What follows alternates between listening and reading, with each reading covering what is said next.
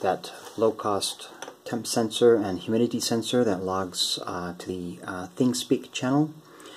The main idea is that even though there are lots of these around, all that is needed is to configure this over a web interface and configure the wake-up times and API channel, and you should be ready to go. So this is how it should look like after you get it, if you're interested. The battery power supplied to the device, the ESP8266, and it's set up to go to deep sleep for extended periods of time. You configure it to the number of minutes, number of hours, or days. And this is the temp sensor, humidity sensor. It's a DHT11. This particular setup is without a box. I mean, it's built more for a something like a beehive, where you would put this inside of your beehive, and this might be hanging out or protected outside the beehive. So we first put in some batteries. I will include a link as to how long these batteries should last. It depends on how often the device wakes up. And it's a little tight.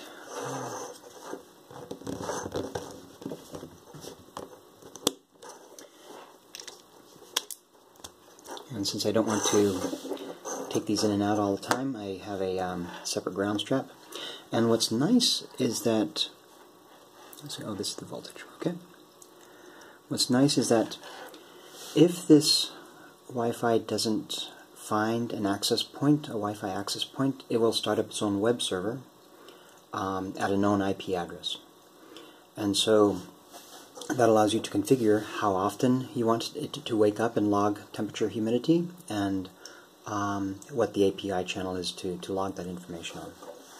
So I'll include more data as to the ThingSpeak, but basically you need a ThingSpeak account and set up a channel over there. And so in this case, we've booted it up fresh. It's set up its own Wi-Fi server since it cannot find an authenticated Wi-Fi access point. And so then you use something like a tablet or a cell phone, and as you can see, there are a couple of access points here. The sensor API 1.0 is basically the ESP8266. So you click on that, and there's, let's see, there is a password. It's just PASSWD. PASS word. So I'll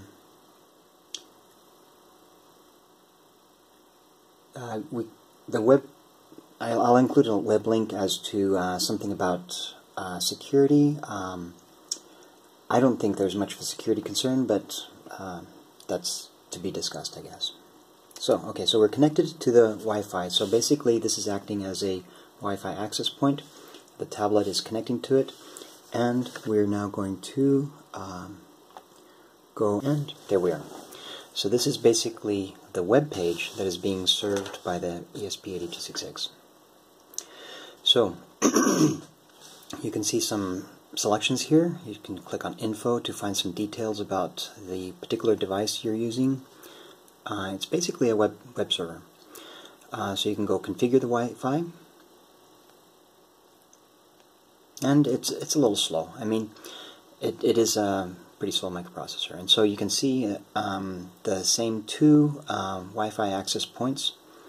The web link will have some more information as to the range of this guy, but basically you do need to specify which access point you're going to be connecting to, and a password to that. So let me add that.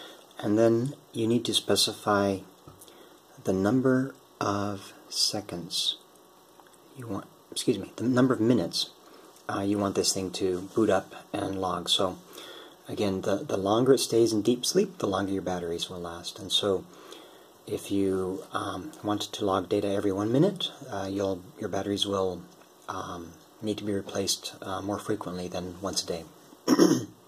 So why don't we just set for 60 minutes. And then your ThingSpeak channel. This is basically the API channel that that you get when you set up a ThingSpeak